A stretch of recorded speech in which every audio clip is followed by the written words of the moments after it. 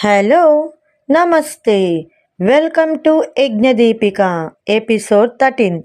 ఆ రాత్రి యజ్ఞ వాళ్లకు ఆలోచనలతో పెద్దగా నిద్ర పట్టలేదు. ఆలోచనల నడుమ యజ్ఞ అలా తిరుగుతూ తన గది నుండి బయటకు వచ్చాడు. తన గది పక్కన ఉన్న త్రినేత్ర గది తలుపు తెరిచిపెట్టుకొని ల్యాప్టాప్లో ఏదో చేస్తూ ఉన్నాడు త్రినేత్ర. యజ్ఞ త్రినేత్ర గది తలుపు చప్పుడు చేయడంతో వెనక్కి తిరిగి చూసి కమ్ అని త్రినేత్ర అనడంతో యజ్ఞ వెళ్ళి త్రినేత్ర పక్కన కూర్చొని, ఏంటంకుల్, టైం చూస్తే 3:30గా? అప్పుడే లేచారా? లేకుంటే నిద్రపోలేదా? లేదు యజ్ఞ, అస్సలు నిద్రపోలేదు. ఎందుకు అంకుల్? వాళ్ళ మాటలు ఏమైనా మిస్ అవుతానేమోనని. అయ్యో, మరి ఇలా అయితే ఎలా? మీ హెల్త్ పాడవుతుంది. పర్లేదు యజ్ఞ, కొద్ది రోజులేగా, తర్వాత నాకు హెల్ప్గా ఒకరు వస్తారు. సరే, మీకు ఏమైనా తెమ్మంటారా? హెడేక్గా ఉంది, కాఫీ తెప్పించు. ఓకే అంకుల్ అని సుభద్రకు కాల్ చేసి, ma'am, sorry for the disturbance అని అనగానే, అయ్యో, డిస్టర్బ్ ఏం లేదు, అసలు నిద్రపోతేగా. నీకు నిద్ర పట్టలేదా మామ్? నాకే కాదు, మీ నాన్నకు కూడా. సరేలే, ఇంతకీ ఫోన్ చేసావేం? మాకు అంకుల్కి కాఫీ పంపు మామ్. సరే యజ్ఞ, కాఫీ నేనే పెట్టి తెస్తాను అని వెళ్ళి కాఫీ రెడీ చేసి ట్రేలో పెట్టి మెట్లు ఎక్కుతున్న సుభద్రతతో పాటు వెళుతున్నాడు జగదీశ్వర్. గదిలో వెళ్ళి నలుగురు కాఫీ తాగుతూ ఉండగా సరిగ్గా 4 గంటల ప్రాంతంలో మళ్ళీ త్రినేత్రకు చాయ్ వాలాస్ నుండి డివైస్ ఇచ్చిన సిగ్నల్తో కోడ్ నెంబర్ యూజ్ చేసి మైక్ ఆన్ చేసి స్పీకర్లో అవతలి వాళ్ళ మాటల కోసం స్పీకర్పై ధ్యాస పెట్టారంతా. ఇక అక్కడ చాయ్ వాలాస్ నుండి, రే లేరా అంటూ దబాయింపుగా ఎవరినో లేపుతున్నట్టుంది. అన్నా, మీకు దండం పెడతా, కొట్టకండి, లేస్తా. మీరు కొట్టి కొట్టి నొప్పిగా ఉంది, దీనికంటే నన్ను చంపేయండి ప్లీజ్ అని బ్రతిమాలుతూ ఉన్నాడు. కొట్టకుండా చిట్టినాన్న, బుజ్జికన్నా అంటూ లేపమంటావా ఏం? ముందు లేచి నువ్వు తయారవు, మళ్ళీ నిన్ను ఈ తాళ్ళతో కట్టేసి మా పని మేము చూసుకోవాలి లే అంటూ వాణ్ణి బెదిరిస్తూ ఉన్నారు. ఇక ఇక్కడ ఆలోచనలో పడ్డారు వీళ్ళంతా. వాళ్ళు బెదిరించేది ఎవరిని అని ఆలోచిస్తూ ఉండగా ఇంతలో డ్యూటీ టైం కావడంతో పనివాళ్ళు తలుపు తీసుకొని ఇంటిలోకి వచ్చారు. వాళ్ళు వచ్చే ముందు డోర్ బ్రజర్ ప్రెస్ చేసి వస్తారు. ఆ సౌండ్కి గదిలో నుండి బయటకు వచ్చిన త్రినేత్ర పైనుండి కిందకి చూస్తూ హాల్లో నుంచొని ఉని పనికని వంటగది వైపుకు వెళుతూ ఉన్న ఇందిరమ్మను చూసి, ఇందిరమ్మ, ఒకసారి పైకి రా, మళ్ళీ వెళ్ళి పని చూసుకుందువు. ఏం బాబు, ఏమైనా కావాలా? ఏదైనా తేవాలా? ఏం వద్దు, అందరం పైనే ఉన్నాం, నువ్వు మాత్రమే రా చాలు అని చెప్పడంతో సరేనని పైకి వెళ్ళింది. ఇందిరమ్మ త్రినేత్ర గదిలోకి రమ్మనమని ల్యాప్టాప్లో సెట్ చేసిన స్పీకర్లో ఇందాక వాళ్ళ మాటలు వినడంతో పాటు రికార్డులో ఉంచాడు త్రినేత్ర. దాన్ని వినిపించడంతో, ఇది నీ కొడుకు గొంతా కాదా చెప్పు అని వెనక్కి తిరిగి ఇందిరమ్మ వైపుకు చూడగానే కళ్ళనీటి ధారలతో నోటమాట రాక విలపిస్తూ ఉంది ఇందిరమ్మ. తన పరిస్థితి అర్థం చేసుకొని వారంతా సమాధాయిస్తూ ఉన్నారు. కొంత ఊపిరి పీల్చుకొని బాధతో, వాడు నా కొడుకేనండి, చాలా మంచివాడు, చెప్పిన మాట వింటాడు, బాగా చదువుతాడు, చిన్నప్పటి నుండి ఎప్పుడూ ఏ విషయంలోనూ వాడిని ఎవరూ బెదిరించింది లేదు, పెద్దగా కొట్టింది లేదు.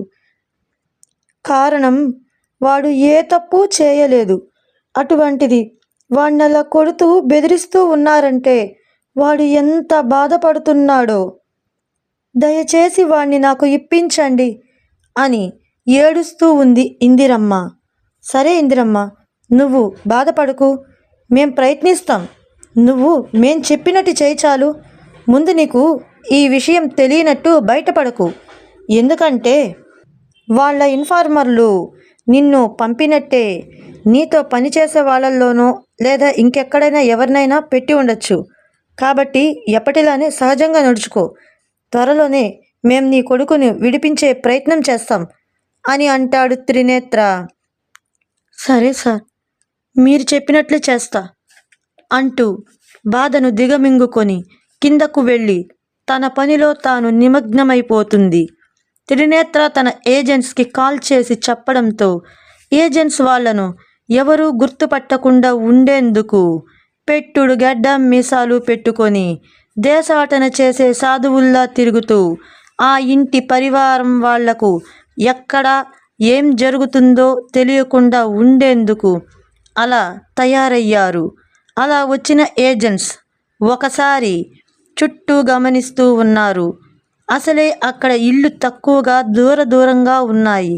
అందులోనూ అంతా ఎవరి పనుల్లో వారు ఉన్నారు. ఈ ఇల్లు ఆ వీధికి ఒక మూలాన పడి ఉన్న చిన్నపాటి పాత ఇల్లు. అనుకున్నట్టుగానే ఆ ఇంటికి వెళ్ళి చిన్నగా నెమ్మదిగా గమనిస్తూ ఉన్నారు. అప్పటికే చాయ్ వాలాస్ వాళ్ళ వ్యాపార బళ్లను తీసుకొని వాళ్ళ డ్యూటీలోకి దిగేయడంతో అక్కడ ఎవరూ లేరు. అయినా కొంతసేపు నిశ్శబ్దంగా ఉండి కిటికీ దగ్గరగా వచ్చి వింటున్నారు. లోపల నుండి ఏ శబ్దమూ రావట్లేదు. అలా కొద్దిసేపు చూసి వాళ్ళు త్రినేత్రకు ఫోన్ చేసి, సార్, లోపల ఎవరూ లేనట్టున్నారు. మనం అనుకున్నట్టే ఒకసారి లోపలికి వెళ్ళి వస్తాం సార్ అని అన్నారు. ఓకే, జాగ్రత్త. మీరు దొరికితే ఏం చేయాలో తెలుసుగా? తెలుసు సార్, కంగారు పడకండి అని అంటూ నెమ్మదిగా వాళ్ళు తెచ్చుకున్న పరికరాలను ఉపయోగించి గది తలుపులు తెరిచి లోపలికి వెళ్ళారు. అది కేవలం 2 గదులు ఉండే ఇల్లు. అందులో ఒక మూలగా ముడుక్కొని తాళ్లతో గొలుసులతో కట్టివేయబడి దెబ్బలతో ఉన్నాడు అతను. వాడికి దగ్గరగా వెళ్ళిన ఏజెంట్స్ అతనిని లేపడంతో వాడు తెగ భయపడిపోయాడు.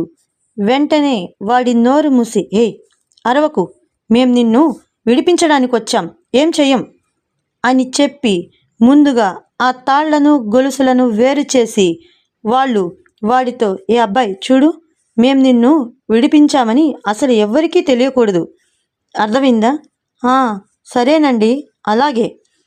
అలా తెలియకుండా ఉండాలంటే నిన్ను మాత్రమే తీసుకువెళ్తే అవతల వాళ్లకు నీకోసమే వచ్చినట్టు అర్థమవుతుంది. కాబట్టి సైలెంట్గా చూస్తూ ఉండు అని వాళ్ళు ఒకరికి ఫోన్ చేయడంతో అరగంటలో ఒక వ్యాన్ వచ్చి ఆ ఇంటి ముందు ఆగింది.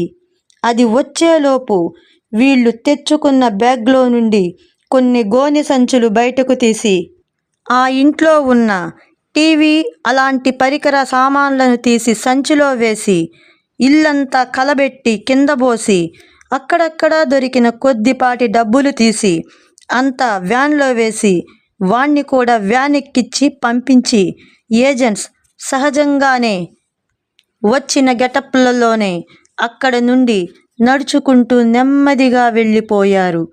ఆ పిల్లవాడిని అక్కడి నుండి నేరుగా దేవ్ దగ్గరకు తీసుకొని వెళ్ళారు. ముందుగా ఫోన్ చేసి చెప్పడంతో దేవ్ సిద్ధంగా ఉన్నాడు.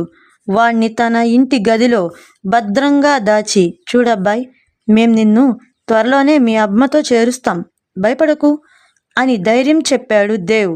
దేవ్ తన ఫోన్ నుండి యజ్ఞకు వీడియో కాల్ చేసి ఇందిరమ్మను రమ్మనమని తన కొడుకుతో మాట్లాడిపించారు.